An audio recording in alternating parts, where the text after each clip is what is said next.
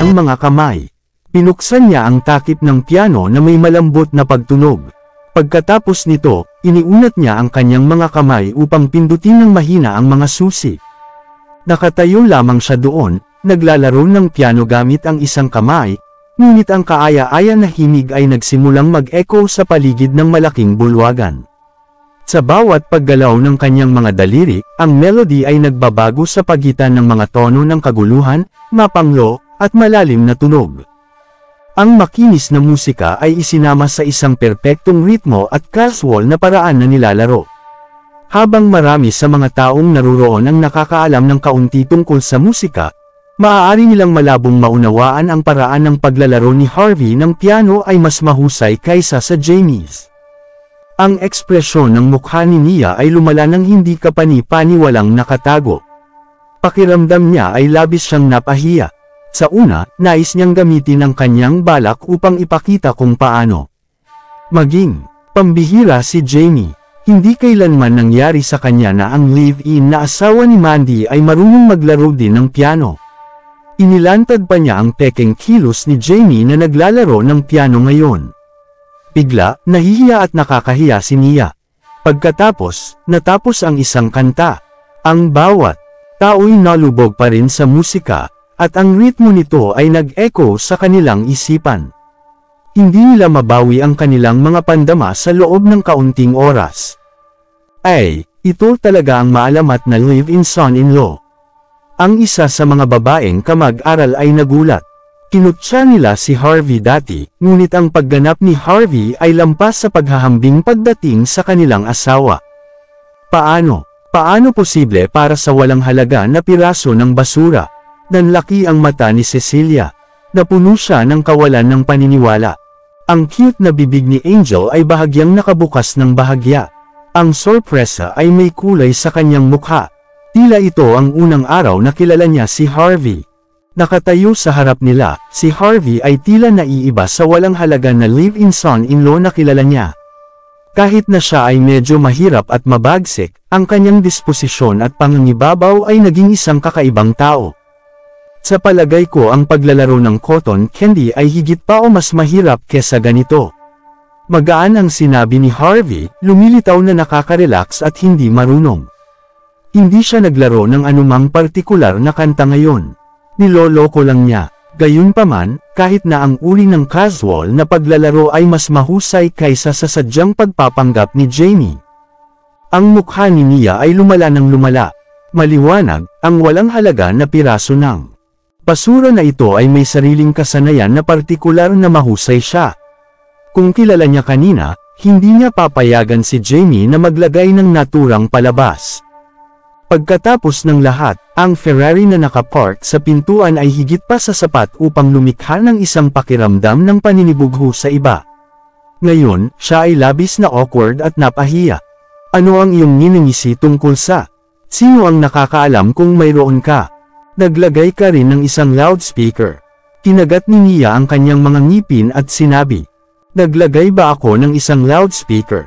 Napahiya si Harvey. Kung iyon ang kaso, inamin mo ba ang katotohanan na ang iyong asawa ay ginawa ito ngayon? Bakit mo ginawa iyon? Nais mo bang mainggit ang iyong mga kamag-aral? Ikaw, kinagat ng marahan ni Nia ang kanyang mga ngipin at itinuro si Harvey. Sa kasamaang palad, ikaw ay isang babae. Kung hindi, isasabog ko na ang ashtray na ito sa iyong mukha ngayon. Tila nawala ng interes si Harvey. Hindi ako interesado na hilingin sa iyo na humingi ng tawad sa aking asawa ngayon. Hindi na ito kinakailangan. Pagkasabi nito, pagkatapos ay tumalon si Harvey mula sa platform at kumandat kay Mandy. Nagulat si Mandy. Ito ba talaga ang aking asawa? Bakit hindi ko alam na maaari niyang e-play ang piano? Bagaman hindi ito alam ng iba, napansin ni Mandy ang isang bagay na natutunan niya kung paano maglaro ng piano mula noong bata pa siya. Naririnig niya na may ilang mahihirap na pagbabago sa mga susi at tono sa casual na paglalaro ni Harvey ngayon. Kung hindi siya makagawa ng gayong epekto. Sa ngayon, hindi niya maiwasang maakit at mahihinang ng kanyang sariling asawa. Ang casual na kilos ni Harvey ay mas mahusay kaysa sa peking paglalaro ni Jamie. Matapos bumalik si Harvey sa kanyang upuan, hindi mapigilan ni Mandy ngunit nagbulong sa kanya ng mahina, "Harvey, kailan mo natutunan kung paano maglaro ng piano?" "Hindi ko alam kung paano e-play ito." Lumitaw na walang kasalanan si Harvey. "Gumagamit lang ako ng mga taktika ng paglalaro kasama ang cotton candy habang naglalaro ng piano ngayon." Hindi mapigilan ni Mandy ngunit inirap ang kanyang mga mata sa isang kaakit-akit na paraan. Ngunit sa ilalim ng gayong kalagayan, naramdaman niya na hindi angkop para sa kanya na magtanong tungkol sa higit pa. Ano pa man, hindi ginawa ni Harvey. Ipahiya siya sa araw na iyon. Sa kabilang banda, nanginginig si Nia sa galit. Nagdusa siya ng malalim, at kahit na ang kanyang pampaganda ay tila bahagyang nasira. Hindi pa siya napahiya sa mga pagtitipon dati. Hindi kailanman nangyari sa kanya na ang live-in son-in-law ay magiging matapang na magpahiya sa kanya. Siya ay hindi mapaniniwalaan o kapanipaniwalan na matapang. "Sweetheart, huwag magalit sa kanya. Pupunta ako at kumuha ng ilang mga tao mula sa aking tiyuhin mamaya. Hihilingin ko sa kanila na talunin siya ng malupit. Gagawin ko pa silang dalawa na lumuhod sa harap mo at humingi ng tawad sa iyo." Sa sandaling iyon, si Jamie ay lumitaw na medyo madilim at malamig. Sa katunayan, siya ang pinakanapahiya dito mula nang mailantad ang kanyang kasinungalingan. Ngayon lang, maraming kababaihan ang tumingin sa kanya tulad ng kung paano sila nakatingin sa isang prinsipe na kaakit-akit o isang mahilig sa panaginip. Hindi nila maaaring maging malinaw tungkol dito, ngunit ngayon tiningnan nila siya na parang tinatamasa niya ang kanyang mga kasawian ngayon. Nagbigay si Nia ng isang nakangusong disgusto. Isang malamig na ngiti ang lumitaw sa mukha niya. Ngayon, nais ko si Mandy at ang live-in na manugang na iyon ay lubos na mapahiya. Ngumiti si Jamie at sinabing, "Huwag kang mag-alala. Hindi mo ba alam kung sino ang aking tiyuhin? Hindi lang sa mag-asawang iyon, gagawin ko rin sa dalawang babaeng sumama sa kanila." Kabanata 247. Ngumiti si Jamie at umalis sa bulwagan. Di nagtagal, nakarating siya sa tanggapan ni Kane. Si Kane ang tagapagmana ng Brooks sa Niamey, at siya rin ang biological na anak ng master ng Brooks. Siya ay isang binata sa kanyang 30s. Siya ay gwapo, ngunit kung siya ay tingnang maigi bahagyang mapatla at may sakit. Ang Brooks ay may impluensya sa kapwa kasamaan at matuwid na panig. Bagaman wala silang gaanong impluensya sa mga gangster, walang nang ahas na saktan sila dahil kay Liam. Gayunpaman, hindi sila masyadong mahusay sa mga nangyayari. Sa nagdaang mga araw, si Liam ay naging subordinate ni Tyson. Walang alam ang mga Brooks tungkol doon. "Uncle," pumasok si Jamie sa opisina at magalang na sinabi, "Ba't narito ka?" Naglalaro si Kane sa kanyang babae Kat Angie tanging mukha ng sekretarya sa sandaling iyon. Ngumiti siya. Pinagamot niya ang kanyang pamangkin sa halip ng mabait. Ito ay dahil alam ng kanyang pamangkin kung paano siya malugod. Pinahahalagahan ni Kane ang isang taong katulad ni Jamie, dahil si Jamie ay maaaring maging malupit sa kanyang sariling mga tao. Sa sandaling iyon, sumanyas siya sa kanyang babaeng sekretarya, na humiling sa kanya na umalis. Pagkatapos ay ngumiti siya at tinanong, well, alam mo kahit na kailangan mong lumapit at bisitahin ako. Uncle, medyo magiliw ka. Dahil narito ako sa Hot Spring Villa, ang unang kailangan kong gawin ay ang darating at makilala ka." Magalang na sinabi ni Jamie. "Sige, gusto ba ng asawa mo ang kotse na iyon? Kung gusto niya iyon, ibibigay ko sa kanya ang kotse na iyon. Kung malaya ka, tandaan mo lang na hilingin sa kanya na gawin itong muli." Masamang ngumiti si Kane at binigyan si Jamie ng pahiwatig. Napuno ng sorpresa si Jamie. "Kung magamot ka ulit ng aking asawa, makakakuha ako ng isang Ferrari." "Ganoon ba?" "Hindi." Siya makapaniwala sa lahat. "Uncle, kung gusto mo talaga, pumunta sa aking lugar at uminom ng ilang araw. Aayusin ko ito." Tinapik ni Jamie ang kanyang dibdib. Kung alam ni Nia na napakabuti mo sa kanya, tiyak na magpapasalamat siya sa iyo. Kami ay isang pamilya. Hindi namin kailangang magalang sa bawat isa. Kapag ako ay naging Panginoon ng pamilya, hahayaan kitang pamahalaan ang Hot Spring Villa na ito. Sabi ni Kane, nakangiti. Ang kita ng Hot Spring Villa ay napakataas. Ang kita nito para sa bawat buwan ay nasa paligid ng ilang 10,000 dolyar. Kung si Jamie ay may pagkakataon na pamahalaan ito, hindi na niya kailangang mag-alala patungkol sa pera. Natuwa si Jamie. Iyon ay talagang isang uri ng malaking sorpresa. Ang kanyang tiyuhin ay tinatrato siya ng mas mahusay kaysa sa kanyang sariling ama. Uncle, tinatrato mo ako ng maayos. Nagpapasalamat ako sa iyo na hindi ko alam kung ano ang sasabihin ngayon. Sinabi ni Jamie nang natutuwa. Hindi mo ako dapat pasalamatan. Sapat na iyon, sabihin mo sa akin ng diretsyo. Bakit ka lumapit sa akin? Wala ka ba sa pagtitipon ngayon? Kung walang mali, bakit ka napunta rito? Sinabi ni Kane na may malabong ngiti.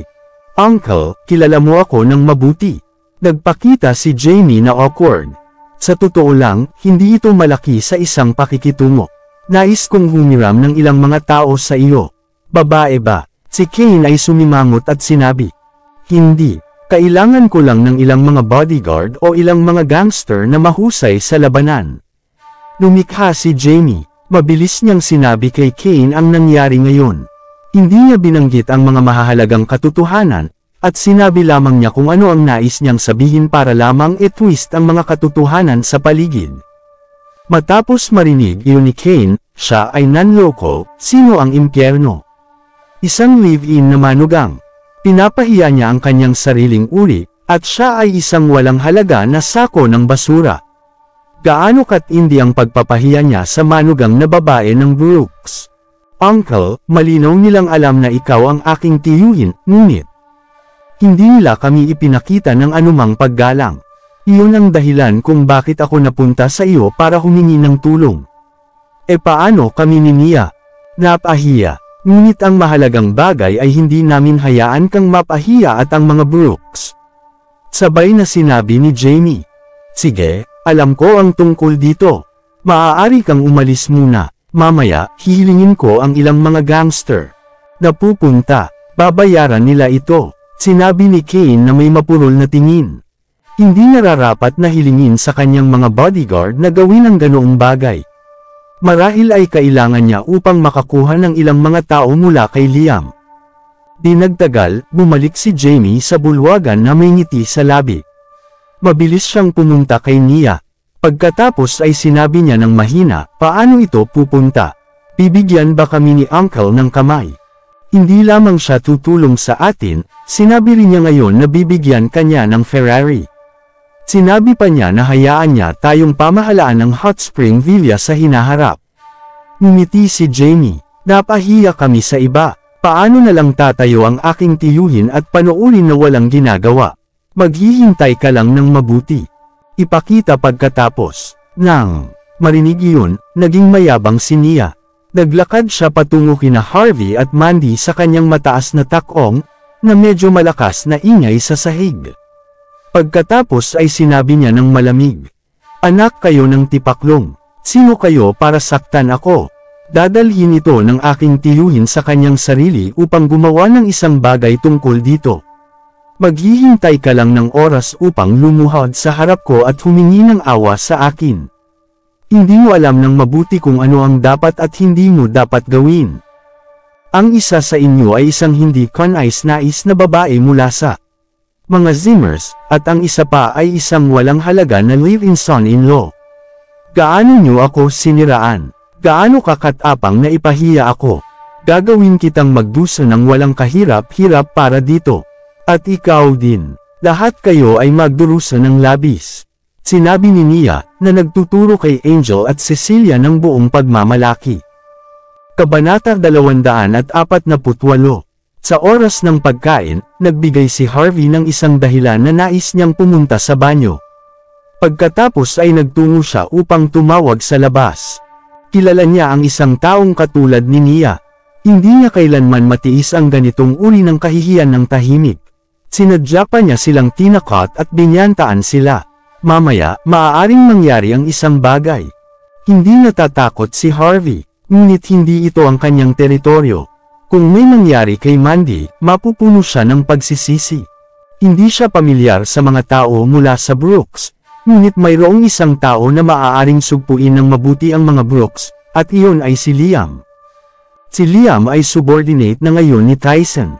Kung hayaan niyang harapin ni Liam ang isyu na iyon, maaari itong isaalang-alang bilang isang pagkakataon para sa kanya upang mabayaran ang mga pagkakamali na nagawa niya. Ito ay lubos na nagkataon. Lamang nang umalis si Harvey sa bulwagan upang tumawag, ilang mga gangster ang pumasok sa bulwagan. Ang mga sigarilyo ay nakalawit sa kanilang mga labi. Pagkakita sa kanila, si Nia ay mukhang masama at mabisyo. Malamig niyang sinabi kay Jamie, bagaman kasal si Mandy, sa walang halaga na basura ay hindi kailanman nakakakuha ng pagkakataon na hawakan ang kanyang mga daliri. Iyon ang dahilan kung bakit ang mga anak na ito ng Pas ang Gala ay nag-iinggay sa kanya ng sobra, at hindi nila ito malilimutan. Sa palagay mo ba ay maaari nating hilingin sa mga taong ito na sirain ang kanyang pagiging walang kasalanan? Tingnan natin kung paano siya maaari pa ring maging walang kasalanan at walang muwang. Ito, natigilan si Jamie. Bakit hindi ako nagkaroon ng pagkakataon na samantalahin ito? Ang pag-iisip tungkol doon, mabilis na sinabi ni Jamie. Si Mandy ay nagmula sa Zimmers. Bagaman sila ay isang pangalawang klase ng pamilya, palagi kaming nakikipag-isa sa bawat isa. Hindi ba masama iyon? Anong sinabi mo? Sumulyap si Nia. Ano ang hindi maganda tungkol dito? Nais ko na ang beach na hindi kailanman magagawang kumilos. Kasama ko. Bukod, sa palagay mo ba ay nagmamalasakit ang mga Brooks tungkol sa mga Zimmers? Medyo sumimangot si Jamie. Noong nakaraan, tiyak na hindi nagmamalasakit ang mga Brooks sa mga Zimmers. Iba ito ngayon. Ang Zimmers ay responsable para sa proyekto sa shopping center. Ang buong Niamhi ay alam ito ng maayos. Sa pamamagitan ng tulad ng isang hakbang na ito, ang Zimmers ay maaaring mapabuti ng malaki at maging isang nangungunang pamilyang klase sa Niamhi. Mahirap sabihin kung si Kane o ang Brooks ay matakot doon. Nang makita na ang Jamie ay nag-aalangan, hindi nasiyahan si Nia. Napakaganda, Jamie. Ang iyong asawa ay binubuli, ngunit kumikilos ka na hindi ito isang malaking pakikitungo. Paano mo ito matiis at manahimik na lang? Maaari bang hindi ka naiiba kaysa sa walang kabuluhan na basura? Sino ang nagsabi na ako ay tulad ng walang kabuluhan na basura?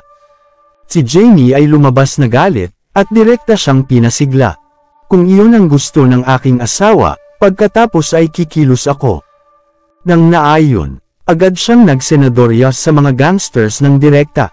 Sa una, ang mga gangster ay dumating lamang upang lumikha ng gulo. Nang matanggap nila ang senadoryas na iyon, natuwa sila. Maliwanag, hindi nila inisip na makakakuha sila ng isang malaking kalamangan. Masisiyahan sila sa kanilang sarili ng labis. Iyon ay isang kamangha-manghang bagay. Ang mga gangster na iyon ay naging sabik, at lumakad sila patungo kay Mandy at sa iba pang dalawang babae. Magagandang kababaihan, mukhang maganda ka. Bakit walang mga lalaki dito upang panatilihin kang nasa tabi lang? Huwag kang makaramdam ng malamig at malungkot. Bakit hindi ako maging kaibigan at pinapanatili kita, at uminom kasama mo? Paano naman yun? Maraming salamat sa lahat ng sumusubaybay. Please subscribe and follow my YouTube and Facebook channel Pilipino Novel. Maraming salamat. Kabanata 249. Wow! Sobrang ganda ng iyong balat. Hayaan akong hawakan ito at tingnan kung gaano ito kakinis. Ang iyong maliit na mukha ay napakaganda. Gusto kong halikan ito. Ang isang kagandahang tulad mo ay walang kasama sa tabi mo, kung ano ang isang mahusay na basura. Lumapit ang mga gangster kay Mandy, Angel at Cecilia. Nagsimula silang kumilos ng hindi wasto, at pinalayas pa nila ang iba. Ang daming tao na naruroon ay mga admirer ni Mandy. Nang makita ito, nagalit sila. Sino kayo? Bakit ka nakakapasok sa lugar na ito? Hindi mo ba alam na inilalaan namin ang buong lugar na ito? Paano niyo pinakikitunguhan ang aming mga kamag-aral ng hindi wasto? Nais mo bang tawagan namin ang pulisya?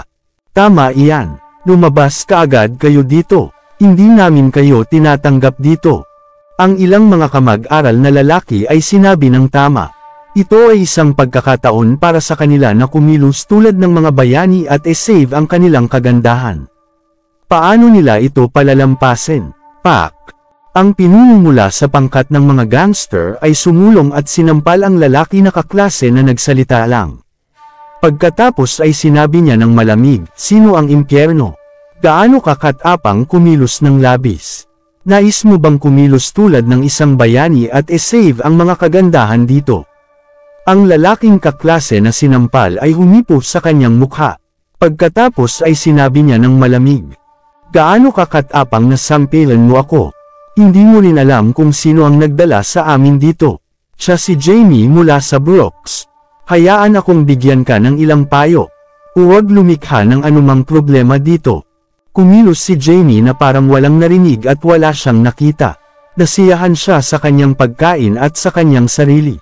Sinipa ng gangster na iyon ang kaklase na lalaki, at natamba siya sa sahig. Malamig na dumura ang gangster, ano ang isang bobo bastard? Alam mo ba kung sino ako? Bukod sa, alam nating mabuti na ang mga nakakaalam kung paano kumilos ng maingat at marunong. Mahusay na lalaki. Nagpatuloy ang isa pang gangster. Oo, tama iyon. Hindi man lang siya ng ahas na kumilos. Sa harap ko, gaano kakatapang makipag-usap ng walang katuturan dito? Sino ka? Kabanata 250. Ang katawan ng lalaki na kaklase na sinipa ay hindi mapigilan ang pag-twist. Niyakap niya ang kanyang tiyan, ngunit hindi nakatayo. Ang iba pang mga gangster ay sumulong at bawat isa ay nagbigay sa kanya ng sipa, hanggang sa siya ay mahinang-mahina na. Ang paningin ay napuno ang lahat ng labis na pagkabigla at takot. Sinulyapan nila si Jamie at Nia, na lumitaw na nakakabaliw, na para bang nangyari ay walang kinalaman sa kanila. Ang iba ay hindi makakatulong ngunit sumimangot. Sa makatuwiran, kapwa sina Jamie at Nia ay nagmamalasakit sa kanilang pagmamataas at dangal. Paano nila pinahihintulutan ng iba na masira ang kanilang okasyon? Pwede bang ang mga gangster na iyon ay sadyang inayos ni Nia at ng kanyang asawa? Nia, kami ay mga kamag-aral mo. Hindi mo kailangang maging malupit, hindi ba? Ang isa sa mga kaklase ni Mandy ay galit na sinabi. Anak ka ng isang kalabaw. Anong ibig mong sabihin? Paano ito nauugnay sa akin? Ang mga bitches ay nakakaakit ng lahat ng mga uri ng mga kaakit-akit na lalaki. Paano ito nababahala sa akin? Baliw ka ba? Tumayo si Nia at sumigaw. Ang problema ay ang Hot Spring Villa ay kabilang sa mga Brooks. Bukod, si Jamie ay isa rin sa mga Brooks. Paano matapang ang mga gangster na iyon at gumawa ng gulo sa teritoryo ng Brooks? Paano nila igalang si Jamie na ganito? Kahit na nagsalita si Nia sa ganoong paraan, ang lahat na naruroon ay naunawaan ito ng mabuti. Ang pangyayaring ito ay tiyak na may kinalaman sa kanya. Gayunpaman, marami sa kanila ang ayaw na masaktan si Nia. Maliban sa ilang mga kamag-aral na lalaki na mukhang galit, ang iba ay hindi nang ahas na sabihin kahit ano. Kahit na, ang mga lalaking kaklase ay hindi nang ahas na sumulong din. Ang isa sa kanila ay pinalo lang, at ngayon ay nakahiga na siya sa sahig. Mandy, nasaan si Harvey? Bakit wala siya dito? Sinabi ni Angel sa pag-aalala. Bagaman lagi niyang inaangkin na si Harvey ay isang walang kabuluhan na basura, sa kritikal na sandaling iyon, hindi niya maiwasang hilingin na kasama niya sila. Ang iba ay iiwan lang sila, ngunit ang walang halaga na basura ay hindi tatayo ng walang ginagawa at walang gagawin. Kahit na nanginginig si Cecilia, naiinis pa rin siya. Dadating ba siya? Kung nakakakita siya ng isang eksena na tulad nito, tiyak na matakot siya at baka maihipa sa kanyang pantalon. Mandy, bakit hindi tayo yumuko kay Nia at humingi ng tawad? Kung hindi man, may isang kakila-kilabot na mangyayari. Gusto mo akong yumuko sa kanya? Mas gugustuhin kong mamatay kaysa gawin iyon. Hindi ako naniniwala na papatayin nila ako. Sabi ni Angel, na nagngangalit ang ngipin. Hindi sa palagay ko magiging matapang sila upang patayin ka. Ngunit ano ang dapat mong gawin kung sinisira nila ang iyong kawalang kasalanan? Sa palagay mo ba ay sulit na protektahan ang iyong dignidad? Ang ekspresyon ng mukha ni Cecilia ay sobrang pangit. Siya ay isang babaeng nais na magpakasal sa isang mayamang pamilya. Pinrotektahan niya ng maayos ang kanyang pagiging walang kasalanan. Kung siya ay nasira ng mga gangster ngayon, paano niya makukuha ang kanyang nais? Kalimutan ang paghingi ng tawad kay Nia, si Cecilia ay higit pa sa handang lumuhad din. Kinakabahan din si Mandy, ngunit pinilit niya ang kanyang sarili na manatiling kalmado. Sinabi niya, huwag kang mag-alala, hindi sila maglakas loob na kumilos ng walang tigil at walang ingat. Pagkatapos ng lahat, isa ako sa mga Zimmers.